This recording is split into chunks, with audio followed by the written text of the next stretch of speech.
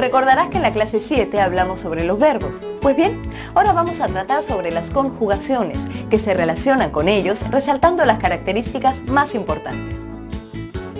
Se denomina conjugación a la serie ordenada de formas que puede tener un verbo. Como habrás notado, al hablar o escribir, los verbos tienen diferentes modos de expresión, y ello se debe a que el verbo es la parte de la oración que posee un mayor número de accidentes, es decir, de partes variables que determinan su significado.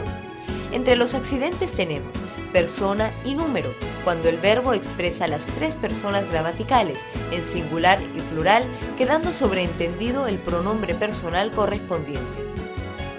Modo, cuando indica la actitud en la que se sitúa el hablante respecto a la acción del verbo.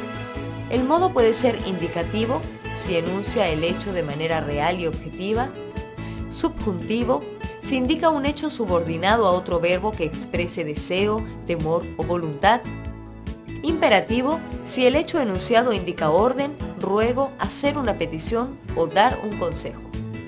Además, existen otros modos de conjunción llamados no personales. Estos son el infinitivo, que es la forma sustantiva del verbo, el participio, que equivale a un adjetivo, y el gerundio, que presenta un valor adverbial. Tiempo es un accidente verbal que indica el momento, presente, pasado o futuro en el que se refiere la acción. Y por último, voz, que indica si el sujeto es el que realiza la acción indicada, en cuyo caso se trata de una voz activa, por ejemplo, yo amo, o el sujeto recibe la acción mencionada, por lo que se trataría de voz pasiva, por ejemplo, Juan es amado. La variabilidad del verbo es importante, pues de ello depende que podamos expresarnos con mayor amplitud y precisión. Más aún, para referir acciones indicando al mismo tiempo personas, números y accidentes verbales, es necesario que el verbo pueda cambiar de desinencias. La desinencia, junto con la radical, son los elementos característicos de los verbos. La radical, o también llamada raíz verbal, es la parte invariable de todo verbo que expresa su significado semántico fundamental. Por ejemplo, el verbo cantar posee la radical cant, que la gramática llama lexema verbal. A los verbos que conservan invariables los lexemas y morfemas, según el modelo que siguen, se les denominan verbos regulares, mientras a aquellos verbos que presentan alguna alteración en sus lexemas y morfemas se les llaman verbos irregulares.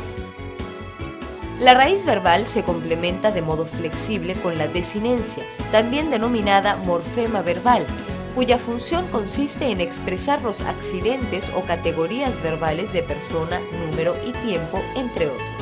Por ejemplo, podemos añadir a la radical cant la desinencia ar, con lo que tenemos el verbo cantar.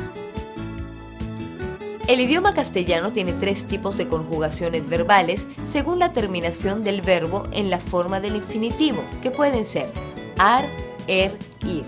Por ejemplo, amar, comer, partir, que corresponden a los modelos de la primera, segunda y tercera conjugación respectivamente. Para conocer a qué conjugación pertenece una palabra, lo cual te permitirá usarla correctamente, debes observar la vocal que sigue a la forma verbal. Recuerda que la lengua castellana tiene más de 10.000 verbos, entre los cuales aproximadamente 9.000 pertenecen a la primera conjugación y el resto se reparte entre la segunda y tercera conjugación.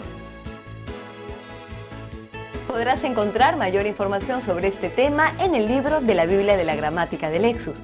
Y si quieres repasar nuevamente esta lección, recuerda que en cualquier momento podrás acceder a esta clase 8 desde el menú principal.